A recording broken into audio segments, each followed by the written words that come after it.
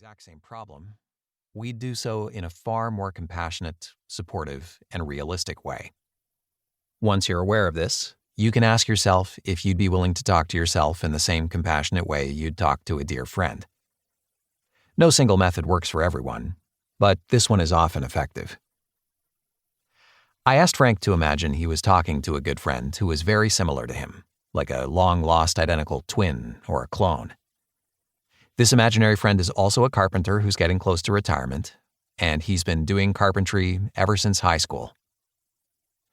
Then I asked Frank what he'd say to this man, if the man confided that he was also feeling depressed in much the same way Frank was.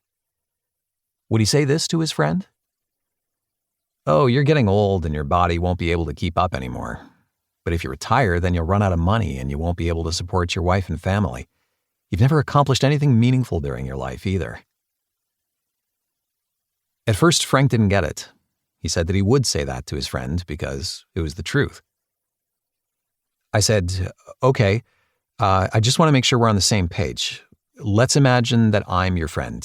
My name is David, but aside from that, I'm just like you. I'm also a carpenter, and all the details of my life are the same as yours. In fact, you can imagine that I'm like a long-lost identical twin. Go ahead and say those things to me.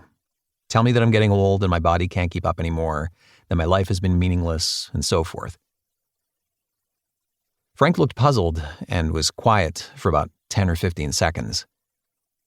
Then he said, "Doc, I don't think I could say things like that to a friend." I asked, "Why not?" Frank explained that it would be cruel to belittle a friend who you cared about, and that those statements didn't sound fair or even valid. I asked Frank what he would say to David, his friend. Frank said that he'd say something like this: "Although you're getting older, you're still capable of doing some really good work.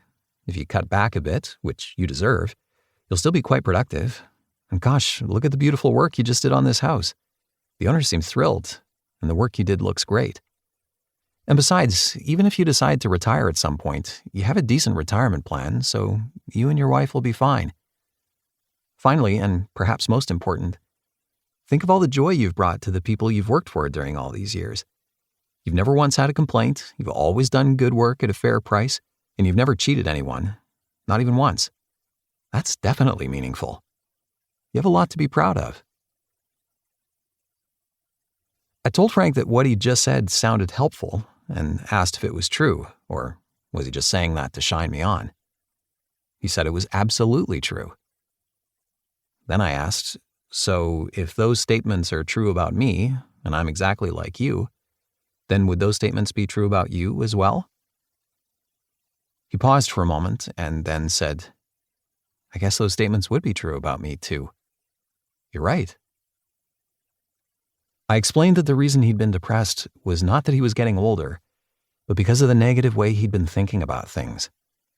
The harsh messages he'd been giving himself would make anyone unhappy. I asked Frank if he'd be willing to talk to himself the same way he'd talk to a dear friend who was much like him. Suddenly, it was like somebody turned on a light bulb in Frank's brain, and he exclaimed, "Oh, so the problem is just the way I'm thinking? My negative thoughts?" I said, "Exactly." He said, "Wow, I'm feeling so much better. I get it. Thank you, Doc." I explained that the type of treatment we'd just done is called cognitive therapy because you learn to change your thoughts or cognitions. I added that the cool thing was that he'd just completed his treatment in about 5 minutes and wouldn't be needing any pills. I just love it when that happens. It's one of the greatest thrills of my life.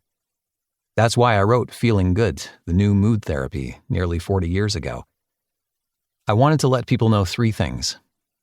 1, you feel the way you think. In other words, your negative emotions like depression and anxiety result from your thoughts and not from the circumstances of your life. 2, the negative thoughts that upset you are nearly always distorted and twisted. They're just not true. Depression and anxiety are the world's oldest cons. 3, when you can change the way you think, you can change the way you feel. And here's what's really important.